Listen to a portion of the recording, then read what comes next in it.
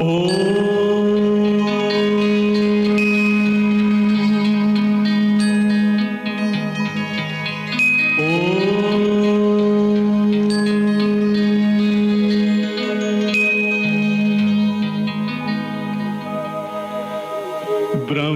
से शिव बाबा पधारे, बोलते ध्वनियों।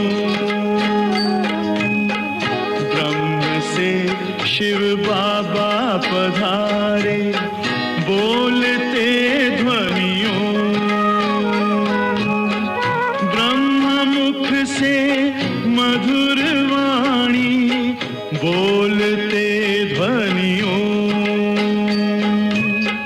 ब्रह्म से शिव बाबा पधारे, ओम ओम।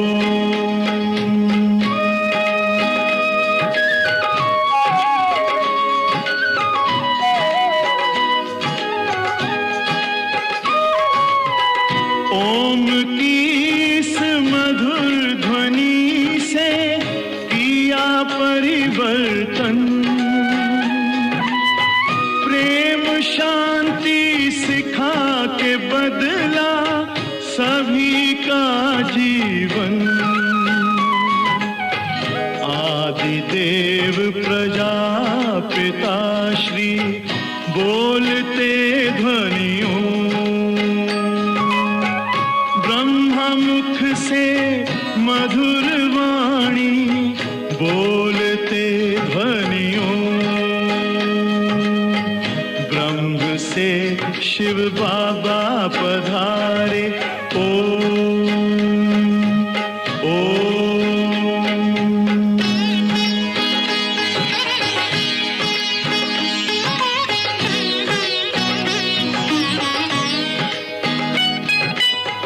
सोहनी सूरत मोहनी मूरत, ज्ञान के मोती। भव्य मुख पर चंद्रमासी, चमकती ज्योति। दिव्य दर्शन दिव्य वाणी, बोलते ध्वनियों। ब्रह्ममुख से मधुर वाणी, बोलते ध्वनियों। ब्रह्म से शिव बाबा पधारे, ओम ओम।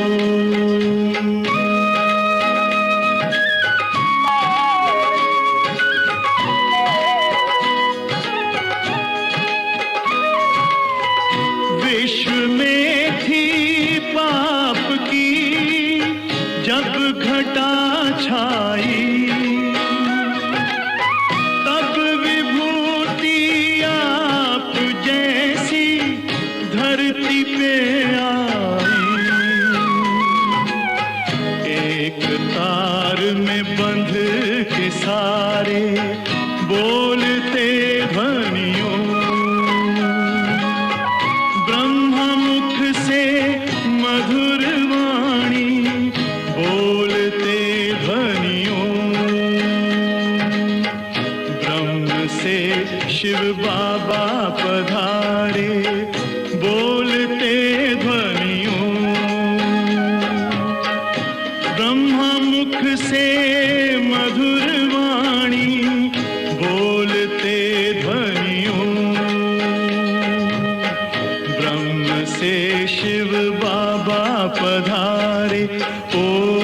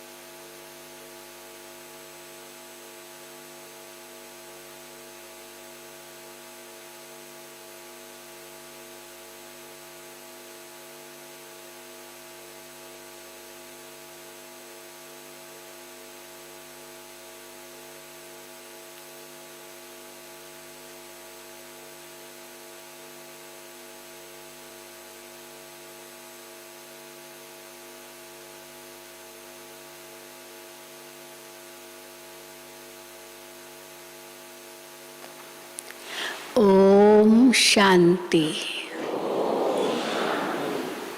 आज सतगुरुवार है और हम सभी बाबा की मुरली सुनेंगे। तो सतगुरुवार की गुड मॉर्निंग। आज मुरली पढ़ते पढ़ते दादी जानकी जी बहुत याद आई। दादी जानकी जी 3 बार ओम शांति कहते थे और फिर कहते थे मैं कौन, मेरा कौन और मुझे क्या करना है। तो आज की सारी मुरली इसी पर है। मैं कौन, मेरा कौन और मुझे क्या करना है। मुझे क्या करना है, बाबा रोज़ मुरली में बहुत कुछ सुनाते हैं, पर हम कहाँ तक वो कर रहे हैं वो हम अपने आप से पूछें। क्योंकि अगर हम उसी अनुसार चलेंगे तो अवश्य ऊंच पद पाएंगे, और नहीं चलेंगे तो बाबा कहते हैं बाबा भी क्या करेंगे। बाबा तो श्रीमत देते हैं, पर बच्चे नहीं चलेंगे तो अपनी तकदीर को लकीर लगाएंगे। बाबा तो आए हैं बच्चों की तकदीर बनाने, लेकिन तकदीर भी तब बने जब पहले तदबीर करो। बिना तदबीर के भी तकदीर कैसे बने। तो आज की सारी मुरली इसी पर है। सुनेंगे बाबा के महावाक्य और फिर मुरली के बाद भोग भी लगेगा। आज 28/4/2022 है। मीठे बच्चे, अब वापस घर चलना है, इसलिए वापस घर चलना है तो क्या करना होगा। इसलिए देह का भान छोड़ते जाओ। देह तो वहाँ चलेगी नहीं ना, इसीलिए देह का भान छोड़ते जाओ। मैं इतना अच्छा हूँ, धनवान हूँ, ये सब छोड़ अपने को आत्मा समझो। मैं कौन हूँ, हाँ, ये अपने को समझो। प्रश्न है, किस निश्चय व धारणा के आधार पर तुम बच्चे अपनी बहुत ऊंची तकदीर बना सकते हो। किस निश्चय व धारणा के आधार पर तुम बच्चे अपनी बहुत ऊंची तकदीर बना सकते हो। तो उत्तर है, पहला निश्चय चाहिए मैं कौन। तो पहला निश्चय चाहिए हम आत्मा हैं, ये भूलना नहीं है। अभी हमें शरीर छोड़कर वापस घर जाना है, इसलिए इस दुनिया से दिल नहीं लगानी है। तो मैं कौन। फिर दूसरा, हमको पढ़ाने वाला, मेरा कौन। हमको पढ़ाने वाला और साथ ले जाने वाला शिव बाबा है, स्वयं भगवान है।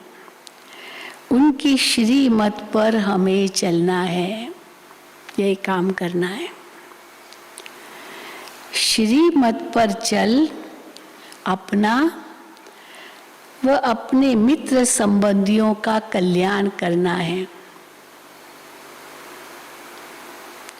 जो बच्चे श्रीमत पर नहीं चलते या जिन्हें पढ़ाने वाले बाप में निश्चय नहीं है, क्या कहा होगा बाबा ने, वो कोई काम के नहीं है, फिर यहाँ बैठे क्यों है। अगर ये निश्चय ही नहीं है तो फिर यहाँ बैठे क्यों हैं? वो कोई काम के नहीं है, वो चलते चलते गुम हो जाते हैं। ऊंच तकदीर बना नहीं सकते। गीत है ओम नमो शिवाय, ओम शांति। बच्चे बैठे हो, हाँ बच्चे बैठे हो और जानते हो कि बाबा के सामने बैठे हैं। कोई सन्यासी, उदासी, मित्र संबंधी आदि के सामने तो नहीं बैठे हैं। इसके सामने बैठे हैं स्वयं भगवान बाबा, हमारा पिता, उनके सामने बैठे हैं। कोई सन्यासी, उदासी, मित्र संबंधी आदि के सामने तो नहीं बैठे हैं। जानते हो कि हम बरोबर अति मीठे बाप, जिसको हम जन्म जन्मांतर याद करते हैं, उनके सम्मुख बैठे हैं। हम भी उनके जीते जी बच्चे बने हैं, जीते जी बच्चे बने हैं। सन्यासियों के तो फॉलोअर्स बनते हैं, वो रहते तो अपने घर में हैं, भले फॉलोअर कहलाते हैं पर रहते तो अपने घर में हैं।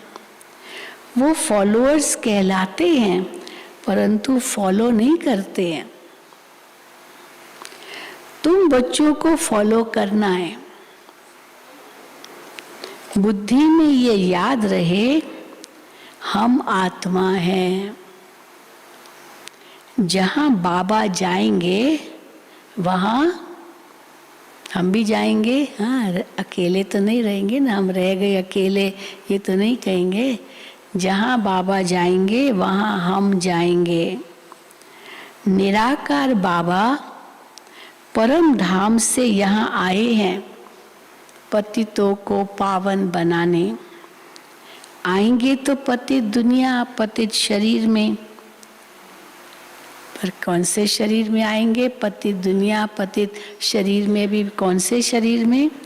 जो पहले नंबर में पावन था, जिसने 84 जन्म भोगे हैं, उनमें ही बैठकर ये सब समझाते हैं। यहाँ बहुत बच्चे बैठे हैं। टीचर कोई एक को पढ़ाएंगे क्या? क्यों बाबा ऐसे कहते हैं? बहुत बच्चे बैठे हैं, टीचर आएगा तो एक को थोड़ी पढ़ाएगा। भगवानुवाच सिर्फ अर्जुन प्रति ऐसा तो हो न सके। एक अर्जुन को ही केवल भगवान ने इतना ज्ञान दिया। हाँ, बाबा कहते एक को तो केवल नहीं पढ़ाएगा। भगवानुवाच सिर्फ अर्जुन प्रति ऐसा तो हो न सके। बच्चे जानते हैं हम आत्माएं बाप के सामने बैठी है, और कोई भी सत्संग में ऐसा नहीं समझेंगे हम आत्माएं परमात्मा के सामने बैठे हैं, हाँ उनके द्वारा सुन रहे हैं। बाबा कहते हैं और ये और कोई सत्संग में नहीं समझेंगे, ऐसा नहीं समझेंगे। तुमको समझाया जाता है तुम्हें अभी वापस चलना है ना? सभी तैयार वापस चलने के लिए। तुम्हें अभी वापस चलना है, तो वापस चलना है तो क्या करना होगा? शरीर को तो यहाँ ही छोड़ना होगा, शरीर को तो नहीं साथ ले जा सकेंगे। इसलिए देह का भान छोड़ते जाओ।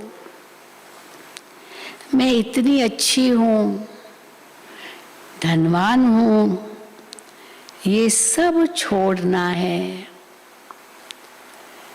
मैं आत्मा हूँ ये निश्चय करना है। बाप को याद करते करते बाप के साथ चल पड़ना है। बाप को याद करते करते बाप के साथ चल पड़ना है। शिव बाबा कहते हैं मुझे तो देह का अभिमान हो न सके। क्यों शिव बाबा को देह का अभिमान नहीं होगा? क्योंकि मुझे अपनी देह तो है ही नहीं, तो देह का अभिमान कैसे आएगा शिव बाबा को? तुमको भी पहले ये देह अभिमान थोड़ी था, था क्या? जब हम परम धाम में थे तो देह अभिमान था क्या हमको? कुछ नहीं था। तुमको भी पहले ये देह अभिमान थोड़ी ही था। जब तुम आत्मा मेरे पास थी परम धाम में, फिर तब तो आपको कोई देह का अभिमान नहीं था, देह ही नहीं थी। फिर तुमने 84 जन्म पाठ बजाया। तुम कहेंगे हाँ 84 जन्म पाठ बजाया तो उसमें क्या किया? तुम कहेंगे हमने राज्य भाग्य लिया था फिर हराया। 84 जन्मों में यही किया, राज्य भाग्य लिया फिर हराया, फिर लिया फिर हराया, यही खेल चलता रहा है 84 जन्मों में। तुम कहेंगे हमने राज्य भाग्य लिया था फिर हराया, अब फिर तुमको मुक्ति धाम वापस ले चलने आया हूँ। शरीरों को तो नहीं ले जाऊंगा, ये पुराना शरीर है, इसका भान तो बुद्धि से तोड़ना है। रहना भी अपने गृहस्थ व्यवहार में है। अब बाबा क्यों जोर देते हैं रहना भी अपने गृहस्थ व्यवहार में है? क्योंकि ये कोई सन्यासियों का मठ नहीं है जो यहाँ करके रहे, सन्यासी बन जाए और यहाँ रह जाए। ये कोई सन्यासियों का मठ नहीं है। अपने घर बार को भी संभालना है। वो तो छोड़ करके चले जाते हैं घर को, घर बार बच्चे पत्नी सब छोड़ के चले जाते हैं। बाप बच्चों से छुड़ाते नहीं हैं। बाप कहते हैं तुम अपने बच्चों को और याद दिलाओ, जो आपके छोटे छोटे बच्चे हैं घर में उनको और याद दिलाओ कि शिव बाबा को याद करो। अब चले जाएंगे तो बच्चों को कैसे याद दिलाएंगे? यहाँ शिव बाबा को याद करो। फिर बाबा कहते चैरिटी बिगिंस एट होम। अगर घर से ही चले जाएंगे तो फिर परिवार वालों को कौन समझाएगा? समझाना तो आपको ही है। तो बाबा कहते हैं तुम अपने बच्चों को याद दिलाओ कि शिव बाबा को याद करो। कितनी हमारी बहनें हैं जो अपने माता पिता के साथ ही आती थी सेंटर पर और सुनती रहती थी बचपन से ही, हम भी हैं उनमें से। और सुनते सुनते सुनते कैसे बाबा के बन गए, समर्पित हो गए, अब इतनी बड़ी टीचर बने।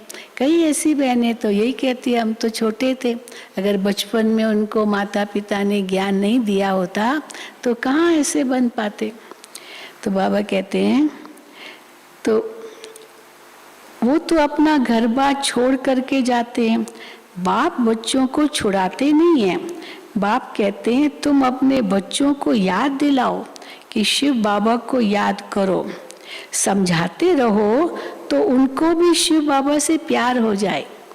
छोटे बच्चों को भी समझाते रहो तो उनका भी शिव बाबा से प्यार हो जाए। शिव बाबा कितना मीठा और प्यारा है।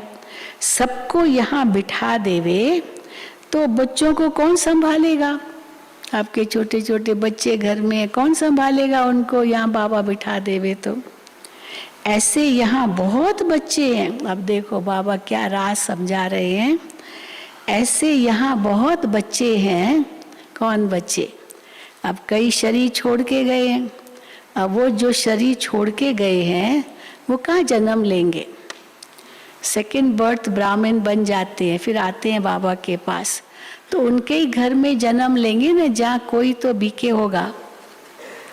बच्चों की शादी होती है तो फिर उनके ही बच्चों को, जो बच्चे पैदा होते हैं वो तो बाबा के इतने नज़दीक आ जाते हैं। अब वो घर में रहेंगे तभी तो दादा दादी वो बनेंगे अपने बीके, तो और फिर उन बच्चों को भी समझाएंगे। तो बच्चे आते हैं छोटे छोटे बच्चे, वो पहले बाबा के बच्चे होंगे। कई ऐसे हैं। तो बाबा कहते हैं सबको यहाँ बिठा देवे तो बच्चों को कौन संभालेगा? ऐसे यहाँ बहुत बच्चे हैं जो यहाँ से शरीर छोड़कर जाते हैं, फिर दूसरा जन्म लेकर आएंगे बाप से वर्षा लेने। अब जिसने बाबा का ज्ञान लिया वो घर छोड़ के यहाँ गया, मान लो बच्चे छोड़ के सब, तो उनको कौन ज्ञान देगा? फिर उनके जो बच्चे होंगे उनको कौन ज्ञान देगा? तो घर में ही रह करके जो बच्चे हैं उनको ज्ञान देना पड़ेगा, क्योंकि हो सकता है वो आत्मा यहाँ से गई हुई हो। तो दूसरा जन्म लेकर आएंगे बाप से वर्षा लेने, मिलेंगे भी। यह निश्चय होना चाहिए कि हम आत्मा हैं, ये शरीर छोड़कर वापस जाना है, यहाँ हमारी दिल नहीं लगती है।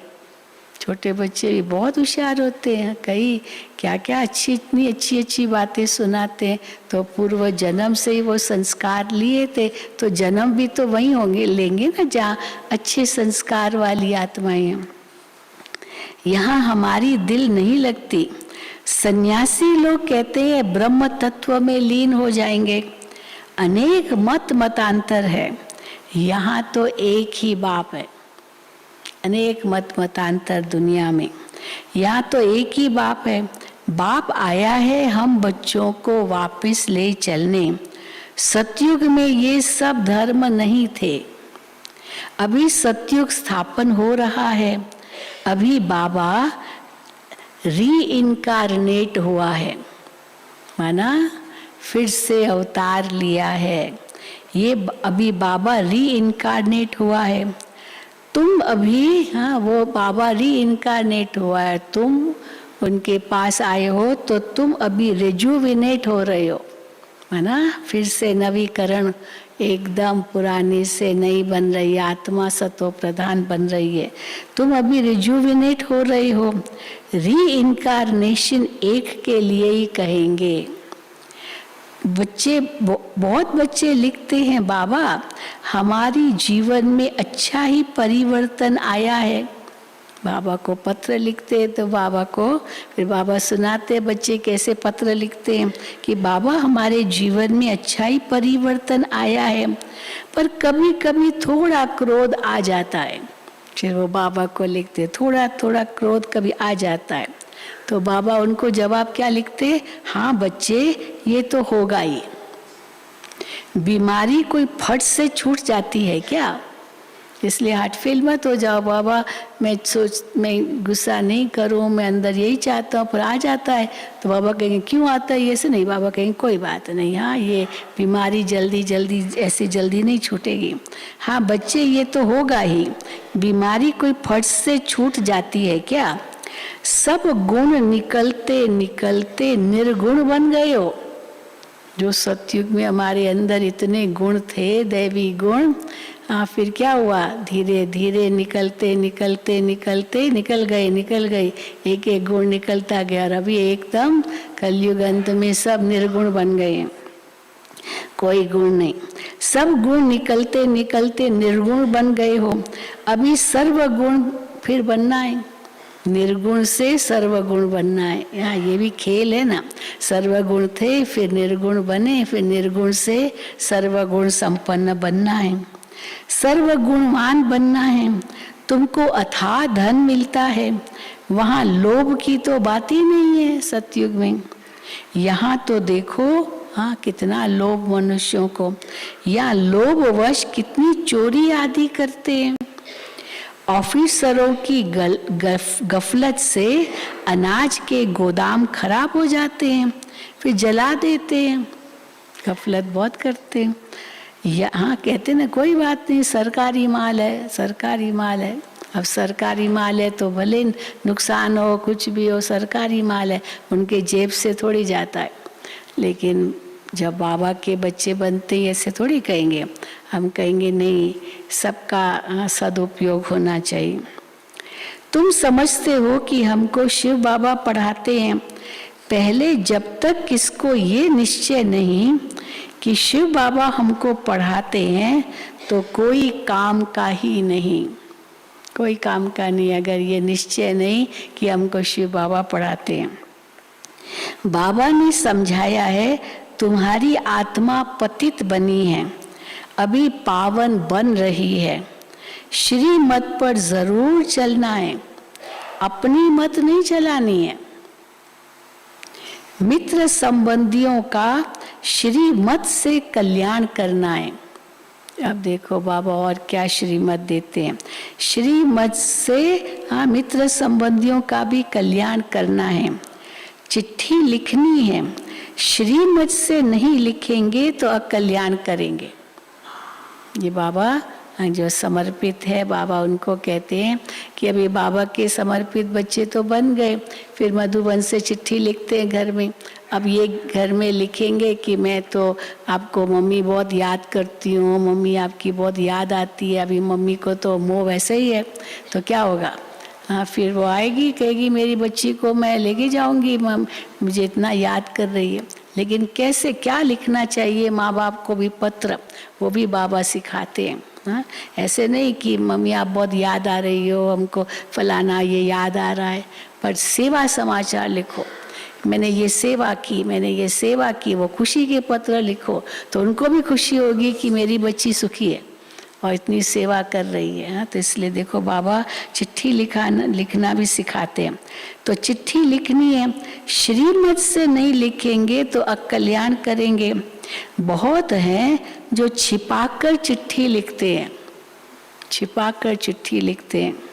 बाबा शिक्षक बैठे हैं तो बाबा को बताना चाहिए, बाबा तुमको ऐसी चिट्ठी लिखनी सिखाएंगे जो पढ़ने वाले का रोमांच खड़ा हो जाए, वो नशा उनको भी चढ़ जाए कि यहाँ है मेरी बच्ची को इतना नशा है तो हमको भी कितना नशा होना चाहिए, इतना ऊंचा कार्य कर रही है। तो बाबा कहते हैं ऐसी चिट्ठी लिखनी सिखाएंगे जो पढ़ने वालों का रोमांच खड़ा हो जाए। बाबा मना नहीं करते हैं, तोड़ निभाना है, भले लिखो, हाँ, पर उनको ऐसा उमंग उत्साह आप चिट्ठी में भी लिखाओ, डालो, ताकि लिखो ताकि उनको भी आ जाए कि मैं भी जाऊँ, हाँ मैं भी ये अनुभव करूँ। बाबा मना नहीं करते हैं, तोड़ निभाना है, नहीं तो चैरिटी बिगिंस एट होम कैसे होगा? घर वालों की भी सेवा करनी है। कई हैं जो श्रीमत पर नहीं चलते हैं तो गुम हो जाते हैं, गुम हो जाते हैं। हाँ, ओम शांति हो गई, श्रीमत पर चले नहीं, तकदीर में नहीं है तो चल न सके। ऐसे बहुत पुरुष आते हैं जिनकी स्त्रियां नहीं आती है। जब आप पहले माताओं पर बाबा कहते थे, अभी पुरुषों की बात है, पुरुष आते हैं ज्ञान में लेकिन उनकी पत्नी नहीं आती है, उनकी स्त्री नहीं आती है। तो देखो बाबा उनको अभी कैसे समझाते हैं। ऐसे बहुत पुरुष आते हैं जिनकी स्त्री नहीं आती है, मानती नहीं है। शिव बाबा लिखते हैं तुम तो कमजोर हो। अब वो बाबा को लिखेगा, बाबा क्या करे मेरी पत्नी मानती नहीं है, तो अब बाबा उनको क्या लिखेंगे? शिव बाबा लिखते तुम तो बहुत कमजोर हो, कैसे कैसे तुम्हारी पत्नी तुम्हारा कहना नहीं मानती है। उनको भी समझाओ, तुमने तो प्रतिज्ञा की थी ना, पत्नी को समझाओ कि तुमने प्रतिज्ञा की थी ना, जब 7 फेरे लिए थे तब क्या प्रतिज्ञा की थी? हाँ, पति ईश्वर है, गुरु है, वो जैसे कहे वैसे करना है। तो तुमने तो प्रतिज्ञा की थी कि आज्ञा मानेंगी। तुम अपनी स्त्री को वश में नहीं कर सकते हो तो बाबा कहते फिर विकारों को वश में कैसे करेंगे? अगर अपनी पत्नी को ही वश में नहीं कर सकते हो तो विकारों को कैसे वश में करेंगे? तुम्हारा फर्ज है स्त्री को अपने हाथ में रखना, प्यार से समझाना। शास्त्रों में ये सब इस समय की बातें लिखी हुई है। तुम ब्राह्मण भी पहले बुद्धू थे, अभी इतना बुद्धिवान बने हैं, पहले तो बुद्धू ही थे इन बातों में। तुम ब्राह्मण भी पहले बुद्धू थे, अब बाबा ने बुद्धिवान बनाया है। तुम जानते हो शिव बाबा ने 5000 वर्ष पहले ऐसा ही पाठ बजाया होगा जैसे अभी बजा रहे हैं, ऐसे ही समझाया होगा और ये ब्रह्मा भी जान गए हैं। ऐसे ही समझाया होगा और ये ब्रह्मा भी जान गए हैं। तुम अभी पुरुषार्थ कर रहे हो जैसे कल्प पहले किया था, ब्रह्मा बाबा भी देख रहे हैं। जो अच्छी रीति सर्विस करेंगे वही फरिश्ता बन जाएंगे। अगर हिसाब किताब रह जाता है तो सजा खानी पड़ेगी। अभी तुम सम्मुख बैठे हो, शिव बाबा तुमको सुनाते हैं, ऐसे मत समझो ब्रह्मा सुनाते हैं। ये मुरली किसकी है? शिव बाबा की। हाँ, ऐसे मत समझो ब्रह्मा सुनाते या कोई बहन सुनाती है। शिव बाबा कहते, बच्चे अब नाटक पूरा होने वाला है, तुम मेरे से योग लगाओ तो पवित्र बन जाएंगे। तुम जानते हो अब साजन लेने आया है, जो साजन तुमको लेने आया है वो अब तुमको पढ़ा भी रहा है। पढ़ाने से क्या साजन करेगा? गुलगुल बनाता है, श्रृंगार करता है, फिर घर ले जाएगा। तो बाबा कहते तुम जानते हो अब साजन लेने आया है और तुमको पढ़ाता भी है। कितना वंडर है, तुम कितने सौभाग्यशाली हो, कितने सौभाग्यशाली हो। तो एक की श्रीमत पर चलना चाहिए ना।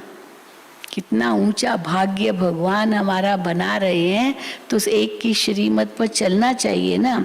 कहते हैं तुम सबसे श्रेष्ठ ते श्रेष्ठ हो, मैं श्री श्री हूँ। हाँ, बच्चे कहते बाबा अब हम तो आप श्री श्री हो। हाँ, तो सबसे श्रेष्ठ ते श्रेष्ठ हो, मैं श्री श्री हूँ, तुमको श्री श्री श्रेष्ठ बनाता हूँ, श्रेष्ठ दुनिया बनाता हूँ।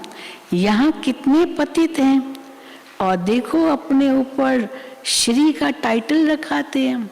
है पतित, लेकिन अपने ऊपर श्री का टाइटल रखवाते हैं। तुम रावण पर विजय प्राप्त करते जाते हो, तुम्हारी आत्मा रूपी सुई पर कट लगी हुई है। अब चुंबक आकर साफ करते हैं। चुंबक कैसे आकर साफ करते हैं? सुई पर जंग लगती है तो कैसे साफ करते हैं? गासलेट में डालते हैं ना, केरोसिन में। तो ज्ञान का केरोसिन है जिसमें आत्मा पड़ती है तो जंग निकल जाती है। अब चुंबक आकर साफ करते हैं। साफ होंगे तो साथ चलेंगे, अगर साफ नहीं होंगे तो साथ कैसे चलेंगे? साफ होंगे तो साथ चलेंगे। कट उतारने के लिए बाप को याद करो। माताएं श्री कृष्ण के मुख में माखन देखती है ना, दिखाते हैं ना कि यशोदा ने जब देखा, वो उनको शिकायत करने आई कि ये बहुत माखन खाता है, तो यशोदा ने कहा मुंह खोलो, माखन खाया है तुमने, खोलो मुंह। और क्या देखा माँ ने?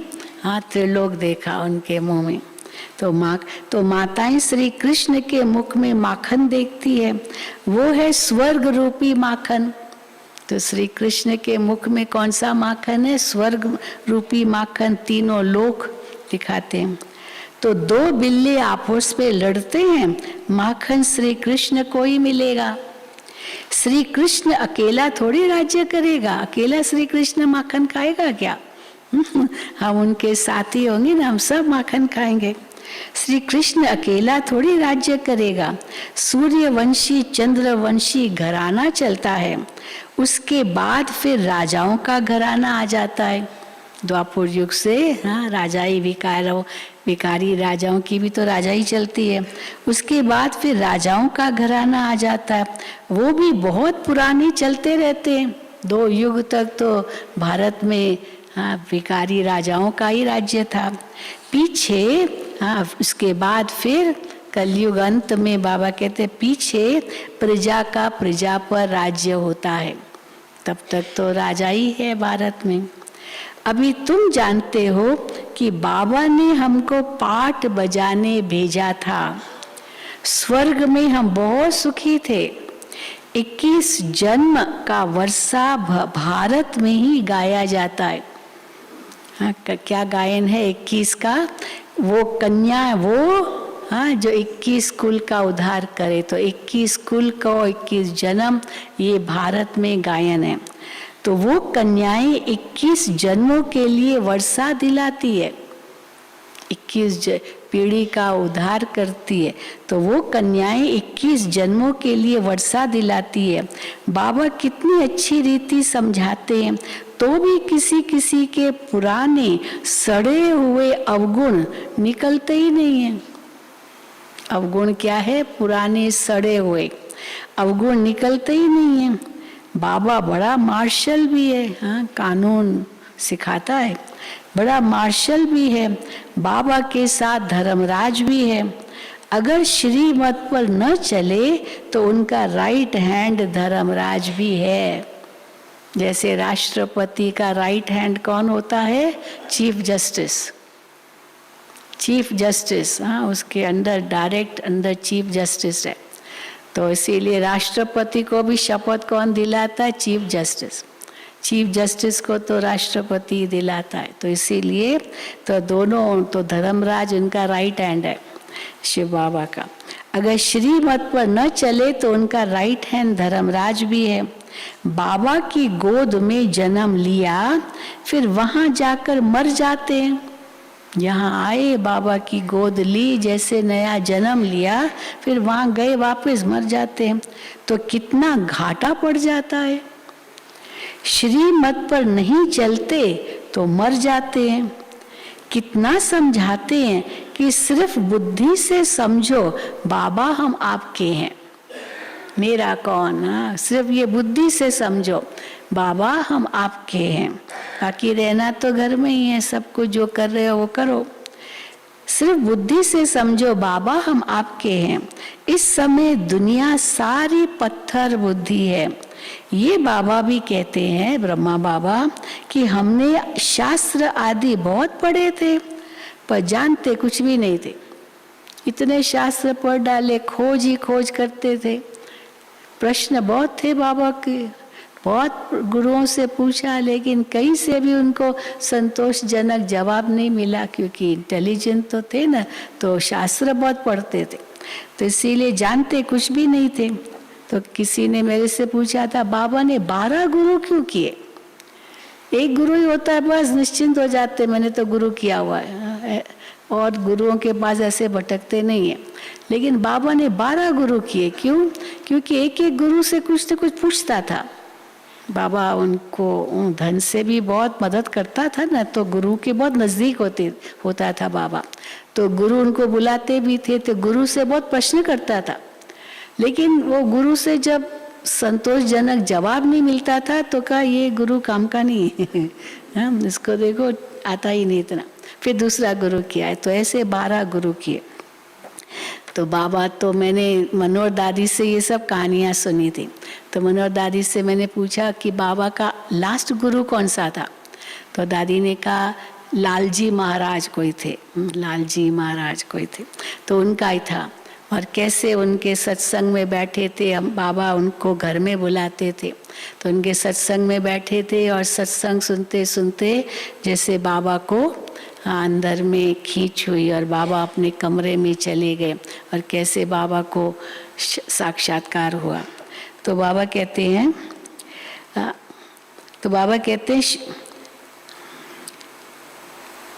ये बाबा भी कहते हमने शास्त्र आदि पढ़े थे, जानते कुछ भी नहीं थे।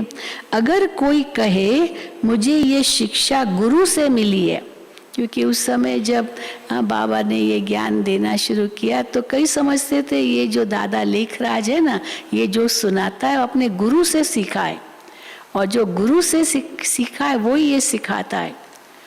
तो ब्रह्मा बाबा कहते थे ये गुरु से सीखा हुआ नहीं, क्योंकि गुरु तो बहुत किए थे ना बाबा ने, परंतु ये तो डायरेक्ट शिव बाबा सुनाते। मुझे भी नहीं मालूम, मुझे भी नहीं पता कि ये कौन मुख से कह रहा है। ये तो बाद में संदेशियों ने बाबा को सुनाया कि कैसे शिव बाबा की प्रवेशता आप में होती है। तो इसीलिए बाबा भी कई बार सोच में पड़ जाते कौन मेरे मुख से सुना रहा है। तो लोग तो वैसे ही नहीं समझते थे, वो कहते थे इन जो गुरुओं ने इनको सिखाया है ना, वो ये सिखा रहे हैं सबको।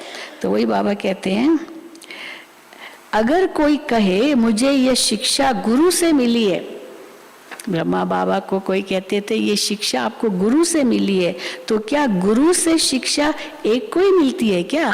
तो मेरे जैसे और भी तो कई शिष्य होंगे जिनको ये शिक्षा मिली है। गुरु के फॉलोअर्स तो बहुत होते हैं। अगर गुरु की शिक्षा ली होती तो फिर गुरु की पदवी भी ली होती, क्योंकि मैं तो गुरु के बहुत नजदीक था, ब्रह्मा बाबा कहते थे, तो वो गुरु के बाद मैं उसकी पदवी भी ले लेता। लेकिन ना सब गुरुओं को तो बाबा ने छोड़ दिया ना, शिव बाबा डायरेक्ट ज्ञान देते थे। तो अगर गुरु की शिक्षा ली होती तो गुरु की पदवी भी ली होती। बहुत ही एक बहन मेरे से बहुत आर्ग्यू करती थी, पता नहीं कौन सी संस्था में जाती थी, तो कहे कि नहीं हमने सिंधी थी, तो कहे हमारे समय पर जो हमारे गुरु थे और दादा ये दोनों गुरु भाई थे हमारे, वो उनके गुरु के पास जाते थे और इन्होंने अपना चालू कर दिया। जो वो शिक्षा जो मेरे गुरु से ली थी वही शिक्षा इनको भी मिली, तो इन्होंने तो अपनी संस्था शुरू कर दी। परंतु कोई उस गुरु से थोड़ी सीख करके संस्था शुरू की ब्रह्मा बाबा ने, ये तो शिव बाबा की प्रवेशता हुई। तो बाबा कहते अगर गुरु की शिक्षा ली होती तो गुरु की पदवी भी ली होती। ये तो बात ही निराली है। शिव बाबा इनके द्वारा शिक्षा दे, इनके द्वारा शिक्षा दे सबसे बुद्धि योग हटवाते हैं। बाबा ने साफ कह दिया सबको भूलो, सबको भूलो। गीता में भी आता है ना, अर्जुन को कहा सबको भूलो, सबसे बुद्धि योग हटवाते हैं। एक ही धक से सब कुछ छुड़ा दिया। शिव बाबा ने ब्रह्मा बाबा को एक धक से सब कुछ छुड़ा दिया। बहुत बच्चों ने भी ऐसे ही किया, धक से छोड़ दिया। हाँ, बाबा के पास आ गए। भट्ठी बननी थी, पाकिस्तान में बच्चों की कितनी संभाल हुई। बुद्धिवानों की बुद्धि बाबा बैठा था, कैसे बच्चों की संभाल की। हम पाकिस्तान गवर्नमेंट को कहते थे, खास करके जो 47 के बाद 1947 स्वतंत्रता के बाद भी 3 साल वहाँ रहे कराची में, क्योंकि उस समय जो पाकिस्तान बना भी ना, तो सिंध प्रोविंस जो था वहीं कराची में रहते थे, वो सिंध प्रोविंस में आता है। तो वहाँ का जो चीफ मिनिस्टर था वो बाबा का बहुत अच्छा मित्र था। बाबा उनका वर्णन भी करते हैं मुरलियों में, अला बख्श। उनका बेटा यहाँ आया था कॉल ऑफ टाइम प्रोग्राम में, तो पोता आया था या क्या पोता, तो वो बताता था कि कैसे बाबा का वो मित्र था, तो बाबा को उसने बहुत मदद किया। ये जो लास्ट में सब सामान लेकर के आए भारत में, ये अल्लाह बख्श ने उनको पूरा स्टीमर दिया कि आप भले जाओ और सब सामान लेके जाओ। नहीं तो जो वहाँ से सिंधी लोग आए या सिख लोग आए या मुल्तानी या जो भी वहाँ से भारत में आए, सब हाथ खाली आए, हाथ खाली। लेकिन बाबा ने इन कैसे शिव बाबा बुद्धिवानों की बुद्धि उनको टच किया और इनको मदद की। तो देखो बाबा क्या कहते हैं, हम पाकिस्तान गवर्नमेंट को कहते थे अनाज अच्छा नहीं मिलता, झट ऑफिसर कह देते जो चाहिए सो पसंद करके ले जाओ। चीफ मिनिस्टर ने ऑर्डर किया है। तो बाबा की वो मित्र थे। तो ये जो दादी ने जो दादी जानकी का एक किताब है कंपेनियन ऑफ गॉड, वो जो किताब है, दादी जानकी भी तो कराची गई थी आदि, तो उस पोते ने वो कंपेनियन ऑफ गॉड जो इंग्लिश में है उनका उर्दू अनुवाद भी किया था, उसने किया था। फिर यहाँ आया भी था और बहुत बाबा को वो बचपन में जैसे उसने देखा भी था। तो बाबा कहते हैं तो झट ऑफिसर कह देते जो चाहिए सो पसंद करके ले जाओ। बुद्धि का ताला खोलने वाला बाबा था, उनकी बुद्धि का। सहन तो कुछ करना होता है। कुमारियां कितनी मार खाती है, कितना याद करती है। बाबा कमाल है आपकी कि हमको ईश्वरीय लॉटरी मिलती है। कितना बच्चों को मीठा बनना है, प्यार से चलना है, घर वालों को भी उठाना है। रचयिता अगर भाग जाए, सन्यासी बन के भाग जाए घर से, रचयिता अगर भाग जाए तो रचना का क्या हाल होगा। यहाँ सन्यासियों का ये पाठ था न, कैसे आदि शंकराचार्य को आना था, सन्यास धर्म स्थापन करना था, ये भी ड्रामा में उनका पाठ था। यहाँ सन्यासियों का ये पाठ था। उस समय पवित्रता की दरकार थी, इसलिए सन्यासी आए और पवित्रता के बल से भारत को थमाया। उस समय पवित्रता की दरकार थी। ये सारा खेल बना हुआ है। जो जो धर्म पिताएं आए उस समय की जो आवश्यकता थी उस अनुसार उन्होंने प्रचार किया। ये सारा खेल बना हुआ है। सारी राजधानी यहाँ स्थापन हो रही है। सतयुग में पतितों को पावन नहीं बनाएंगे, वहाँ थोड़ी पावन बनाएंगे पतितों को। ये संगम युग ही मशहूर है। बाबा कहते हैं मैंने आगे भी कहा था कि कल्प कल्प के संगम युगे आता हूँ। उन्होंने फिर युगे युगे कछमच अवतार लिख दिया है। मनुष्य भी सत सत करते रहते हैं।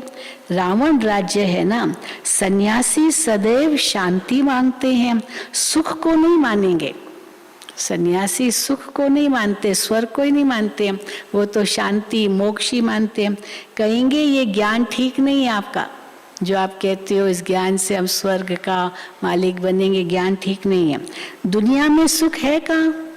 कभी नहीं सुख हुआ है। राम था तो रावण भी था, कृष्ण था तो कंस भी था, और स्वर्ग में हाँ ये था तो ये सब था, और स्वर्ग में अपार सुख था। हाँ बाबा कहते इस प्रकार तो वो समझते नहीं है। कृष्ण को इतना प्यार करते हैं, वो तो स्वर्ग में ही मिलेगा ना, तो कितना सुख होगा, कितना प्यार होगा, कितने सारे सब में देवताओं में गुण होंगे। तो कहाँ वहाँ कंस आएगा या रावण आएगा। ये तो अभी तुम्हारी कृष्ण को इतना प्यार करते हैं, वो तो स्वर्ग में ही मिलेगा। ये तो अभी तुम्हारी मनोकामनाएं पूर्ण होती है। तुम जानते हो बाबा कृष्णपुरी में ले चलने के लिए पुरुषार्थ करा रहे हैं। तो बाबा के साथ सच्चाई सफाई बहुत चाहिए। सब बातें समझा के लास्ट में बच्चों में सच्चाई सफाई बाबा के साथ बहुत चाहिए। छिपाने से बहुत नुकसान होता है। न सुनाने के कारण भूल वृद्धि को पाती रहती है। बाबा कदम कदम पर श्रीमत देते हैं, फिर भी कोई राय पर न चले तो बाबा क्या करेंगे? हाँ बाबा कहेंगे इनका पार्टी ऐसा है, क्या करेंगे? बाबा समझाते हैं तुम ईश्वरीय संतान में बड़ी रॉयल्टी और सयानापन चाहिए, सयानापन चाहिए और रॉयल्टी। बहुत प्यार से तुम्हें सबको बाप की पहचान देनी है। पूछते हैं परम पिता परमात्मा के साथ तुम्हारा क्या संबंध है? वो तो स्वर्ग का रचयिता है, तो स्वर्ग के मालिक बने का वर्षा होना चाहिए। तुमको वर्षा था, फिर हरा दिया। किससे हार खा ली? हाँ माया से हार खा ली, हरा दिया, फिर तुमको देते हैं। ये लक्ष्मी नारायण यहाँ का लक्ष्य है। बाप जरूर सत्युग का ही राज्य भाग्य देंगे। तुम बच्चों को सर्विस करनी चाहिए। सबको जियदान देना है, 21 जन्मों के लिए जियदान। तुम ही महान पुण्य आत्मा हो। तुम्हारे जैसी पुण्य आत्मा कोई हो न सके। हम कितने बड़े पुण्य आत्मा हैं। पुण्य की दुनिया में तुम चलने वाले हो। बहुत मीठा बनना है। ये है पतित पावन बाप और दादा। पतित पावन बाप और दादा बच्चों को वैशालय से निकाल शिवालय में ले चलने लिए आए हैं। इनको गौरव, इनको रौरव नरक भी कहा जाता है। ये कलयुग अंत रौरव नरक भी है। यहाँ दुख ही दुख है। बाबा आया है दुख धाम से निकाल सुख धाम में ले चलने के लिए। हम ऐसे पारलौकिक माता पिता से सदा सुख लेने के लिए मिलने के लिए आए हैं। यहाँ क्यों आए हो? हाँ बाबा कहते ऐसे पारलौकिक माता पिता से सदा सुख लेने के लिए मिलने के लिए आए हैं। ये बहुत खुशी की बात है। तुम्हारे को खुशी है कि हम शिवालय स्थापन करने वाले भोलानाथ भंडारी बाबा के पास जाते हैं। याद भी शिव बाबा को करना है, रथ को नहीं करना है। अच्छा, मीठे मीठे सिकिल दे बच्चों प्रति माता पिता बाप दादा का याद प्यार और गुड मॉर्निंग। रूहानी बाप की रूहानी बच्चों को नमस्ते। हम रूहानी बच्चों की रूहानी बाप दादा को याद प्यार गुड मॉर्निंग और नमस्ते। धारणा के लिए मुख्य सार पहला, बाप के साथ सदा सच्चा रहना है, कुछ भी छिपाना नहीं है, बहुत बहुत रॉयल्टी और समझदारी से चलना है, सयानापन से चलना है। दूसरा, 21 जन्मों के लिए हर एक को जीवदान देने की सेवा कर पुण्य आत्मा बनना है। आत्मा रूपी सुई पर जो कट चढ़ी हुई है उसे याद की यात्रा में रह उतारना है। वरदान, स्नेह की उड़ान द्वारा समीपता का अनुभव करने वाले पास विथ ऑनर भव। स्नेह की उड़ान द्वारा समीपता का अनुभव करने वाले पास विथ ऑनर भव। स्नेह की शक्ति से सभी बच्चे आगे बढ़ रहे हैं। स्नेह की उड़ान तन से, मन से व दिल से बाप के समीप लाती है। ज्ञान योग धारणा में यथाशक्ति नंबरवार है, लेकिन स्नेह में हर एक नंबर 1 है। स्नेह में हर एक नंबर 1 है। स्नेह में सभी पास है। स्नेह का अर्थ ही है, स्नेह का अर्थ क्या है? पास रहना और पास होना व हर परिस्थिति को सहजी पास कर लेना, ये है स्नेह का अर्थ। ऐसे पास रहने वाले ही पास विथ ऑनर बनते हैं।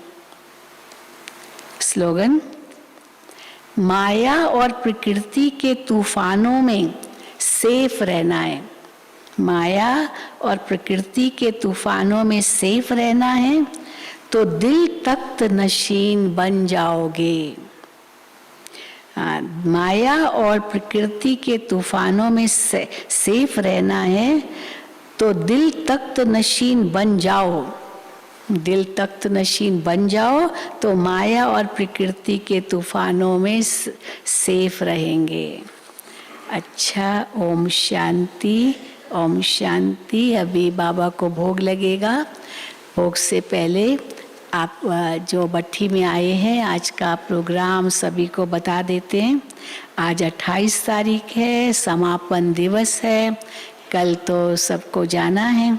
तो आज का स्वमान है, मैं स्व परिवर्तन द्वारा विश्व को शांति की सकाश देने वाली शांति प्रिय आत्मा हूँ। मैं स्व परिवर्तन द्वारा विश्व को शांति की सकाश देने वाली शांति प्रिय आत्मा हूँ। और आज का क्लास 10:30 से 11:30 वाला डॉक्टर श्रीमंत साहू लेंगे आपका क्लास, लास्ट सो फास्ट जाने का पुरुषार्थ। फिर ब्रेक होगा, फिर इंदिरा बहन आपका क्लास कराएंगी, अहिल्या बनी पत्थर की शिला। अहिल्या बनी पत्थर की शिला। और फिर शाम को 6 बजे वाला क्लास डॉक्टर सचिन भाई कराएंगे और उनका विषय तो निराला ही होता है, सिख सिख झुक झुक मर मर। ये हमारी क्वीन मदर का स्लोगन था। बड़ी दीदी की लौकिक माँ थी, जो भी टीचर बहनें उनके पास जाती थी ना, वो यही कहती थी, सिख सिख मरो मरो, झुको झुको मरो मरो, सिख सिख, ऐसे कहती थी सिंधी में। बहुत प्यार था, बहुत प्यारी थी दादी। क्वीन मदर उनका नाम था। अच्छा, ओम शांति। अभी बाबा को भोग लगेगा।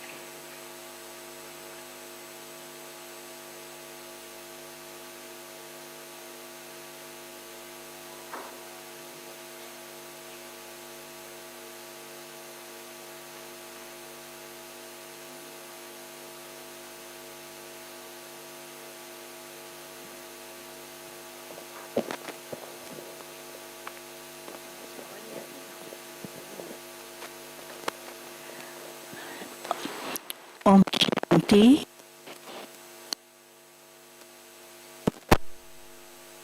आज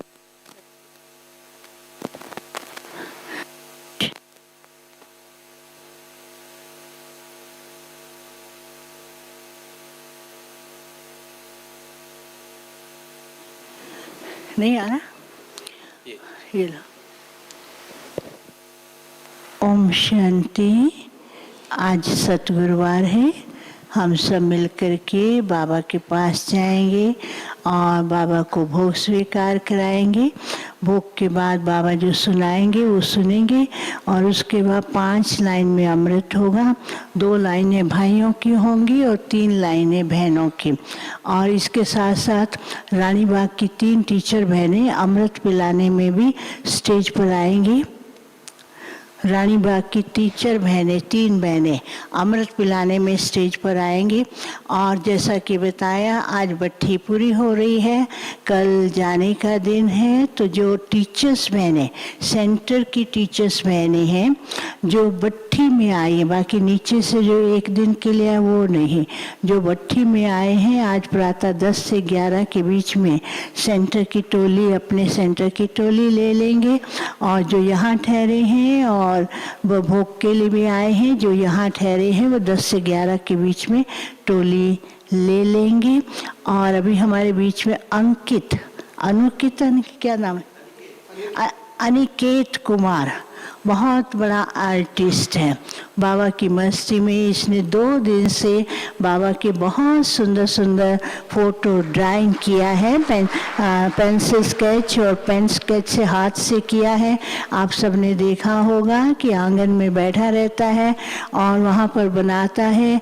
कभी और निवा भाई के ऑफिस के बाहर थल्ले पे बना रहा है। वहाँ जब धूप आ जाती है तो हिस्ट्री हॉल के सामने थल्ले पे बैठता है। अपनी उसी जोर से ताली बजाएंगे और अपनी मस्ती में बाबा की याद में प्यारे बाबा का, दादी जानकी जी का, सबका बनाया है। दिखाओ बाबा मम्मा, हाँ दिखाओ, आगे आके दिखाओ, उधर बीच में खड़े हो जाओ, आपका वीडियो ले रहा। हाँ पहले दिखाओ बाबा। अच्छा उधर देखो, सामने देखो, इधर नहीं सामने देखो ना। अच्छा स्नेह बहुत बाबा के प्रति प्यार है। अच्छा तो उसके बाद दूसरा, हाँ पहला आगे जाओ ना, सीधा लाइन में आगे खड़ी हो जाओ, सीधा आ जाओ सीधा। अच्छा बाबा मम्मा और कौन है, हैं दादी जानकी और ये उधर बड़ी दादी। बाबा मम्मा बड़ी दादी और दादी। हाँ थोड़ा नीचे करके अपने, हाँ पीछे नहीं हटो, आगे रहो, हाँ वहीं रहो, नीचे करो, फेस से नीचे करो, हाँ अरे फेस से नीचे, हाँ। अभी इन सब की तरफ से, खास इसकी तरफ से बाबा को हम ये फोटो भी दिखाएंगे, याद देंगे, ठीक है। ओके ओम शांति। हाँ एक ये दीदी को दो, इधर इधर दीदी को दो, इधर दो ना, दीदी को भी दो, दीदी को, दीदी को, दीदी को।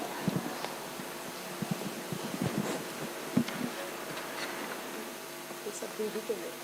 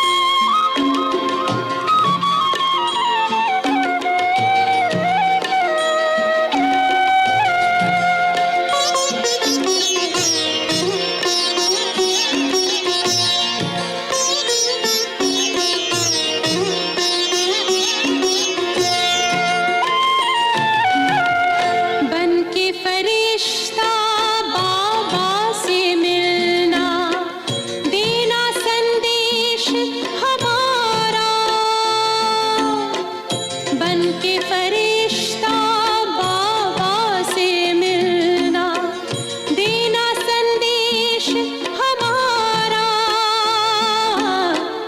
याद प्यार हम सबका देना, लावतन का नजारा। सच्ची लगन से बन जा बाबा के, सच्ची लगन से बन जा बाबा के। तू गले को हार, उड़ जा प्यारे वतन में, नीले अंबर के उस पार, हो नीले अंबर के उस पार। पंछी रे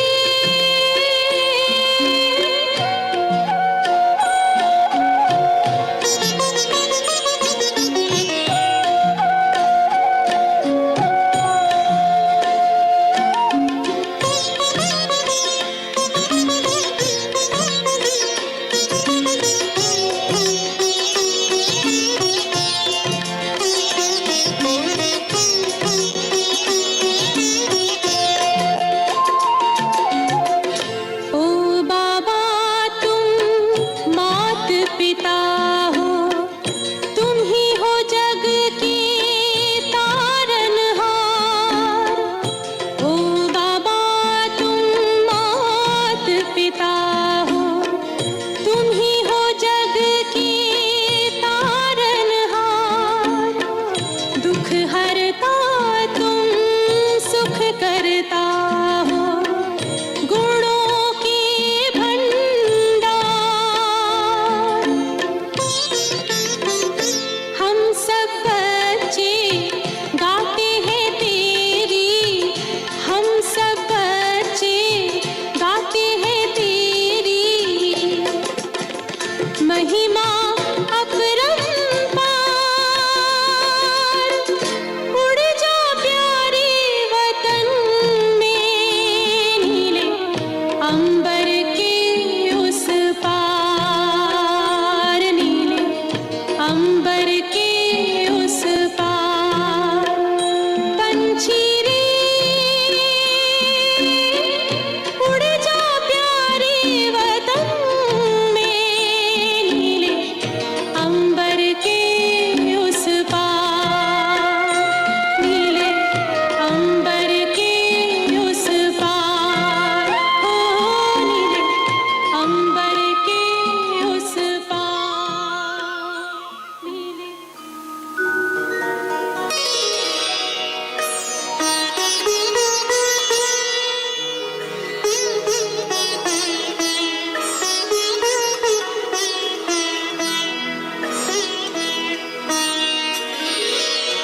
तेरी याद का अमृत पीते हैं, तेरी याद का अमृत पीते हैं, तेरी याद में जीते हैं बाबा, तेरी याद में जीते हैं बाबा।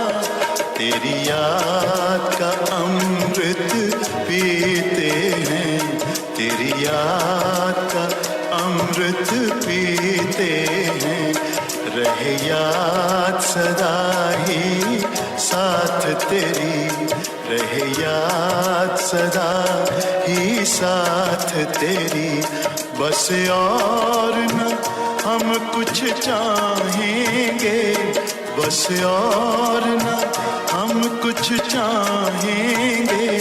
तेरी याद का अमृत पीते हैं, तेरी याद का अमृत पीते हैं।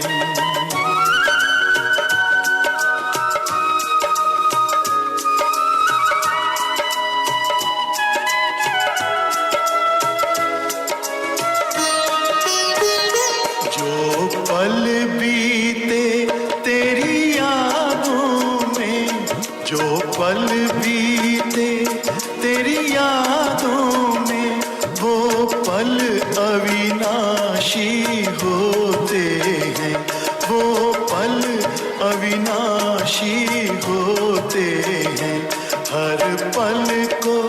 सफल बना देंगे, हर पल को सफल बना देंगे, तेरी याद कभी ना छोड़ेंगे, तेरी याद कभी ना छोड़ेंगे, तेरी याद का अमृत पीते हैं, तेरी याद का अमृत पीते हैं।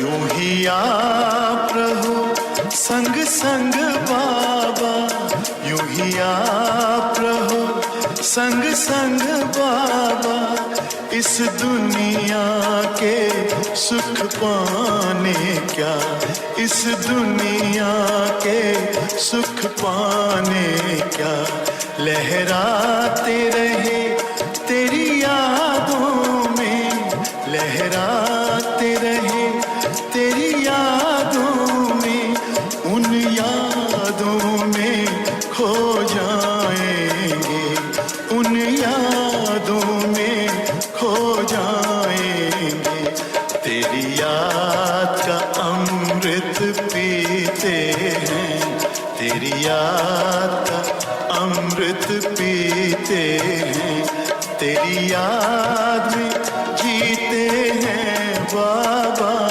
तेरी याद में जीते हैं बाबा, तेरी याद का अमृत पीते हैं, तेरी याद का अमृत पीते हैं, रहे याद सदा ही साथ तेरी, रहे याद सदा ही साथ तेरी, बस और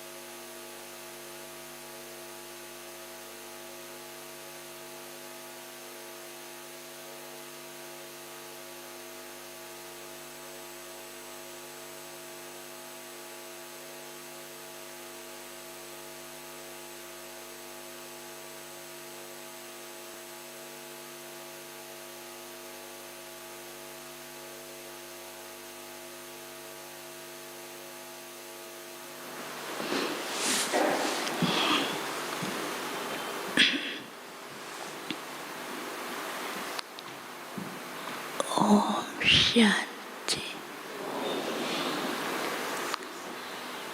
ओम शांति। आज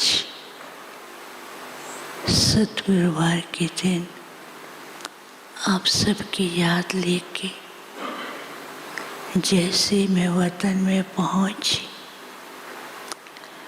तो बाबा के सामने एक अलग प्रकार के सीनरीज या यूँ कहें कि अलग प्रकार की दुनिया दिखाई दे रही थी। बाबा उसको देख रहे थे बहुत ध्यान से। कभी तो सतयुग दुनिया के देवी देवताओं का स्वरूप और एक तरफ ऊपर पुष्पक विमान में गोल्डक पुष्पक विमान थे, उसमें देवताएं चारों तरफ चक्का लगा रहे हैं। तीसरी तरफ संगम युगी फरिश्ते वो बहुत सुंदर डांस कर रहे थे और चौथी तरफ क्या देखती हूँ कि तपस्वी तपस्या कर रहे हैं और वो तपस्वियों का स्वरूप जो है एकदम संपन्न स्वरूप दिखाई दे रहा था। तो बाबा उसी को ही देख रहे हैं और मैं जैसे पहुंची तो बाबा का ध्यान उसी तरफ था। मेरी तरफ कुछ सेकंड तो देखा ही नहीं और बाद में बाबा कहते हैं आओ बच्ची। मैंने कहा बाबा आज तो ये दृश्य बहुत सुंदर लग रहा है। बाबा ने कहा कि बाप बच्चों के भविष्य संपन्न स्वरूप, खुशियों के नज़ारे, संगम युग के बच्चों के भिन्न भिन्न स्वरूप देख रहे थे और बाबा को भी अपने बच्चों के ऊपर बहुत नाज भी है और बाप चाहते हैं कि बच्चे तपस्या द्वारा संगम युग का भी तपस्वी स्वरूप और भविष्य स्वरूप के इस संगम के अंदर अनुभव करते रहें। तो मैंने कहा बाबा कैसे करेंगे? तो बाबा ने कहा बच्चों से पूछना। मैं चुप हो गई तो बाबा मुस्कुराने लगे। तो बाबा ने कहा बच्चों से पूछना। मैंने कहा बाबा ये सब बच्चे पुरुषार्थ कर भी रहे हैं और बीच बीच में अनुभव करते भी रहते हैं। तो उसी समय बाबा ने क्या दिखाया, एक बहुत सुंदर टावर था और उस टावर के पास सारे बच्चे खड़े हैं। तो बाबा ने कहा जो भी बच्चे इस टावर पर चढ़ना चाहें वो चढ़ सकते हैं। और टावर के पास जो है ना ऐसे स्टेप सीढ़ी के रूप में बने हुए थे। तो बाबा ने कहा जिसको इस टॉप पर चढ़ना है वो चढ़े। तो जैसे वो चढ़ने लगते हैं तो जो टावर है, कई बच्चों के लिए ऐसा था वो टावर शेक करने लगता था, ऐसे घूमने लगता था। तो डर के मारे उसको हाथ भी नहीं लगाते थे। और फिर दूसरे थे जो उसकी सीढ़ी थी उस पर कदम रखा तो वो सीढ़ी भी उसका हिलने लगता था। और तीसरे ऐसे थे जो कि सीढ़ी को पकड़ रहे हैं तो भी वो पकड़ी नहीं जाती थी। तो बाबा ने कहा देखो अभी समय अनुसार बाप बच्चों को ऐसी ऊंचे टावर की ओर ले जाते हैं जहाँ से सारे विश्व का साक्षात्कार, अपना स्वरूप, भविष्य दुनिया के नज़ारे और साथ साथ दुनिया को परिवर्तन करने के कार्य सहज रीति से कर सकते हैं। तो बाबा ने कहा ये टावर पर क्यों नहीं चढ़ रहे हैं?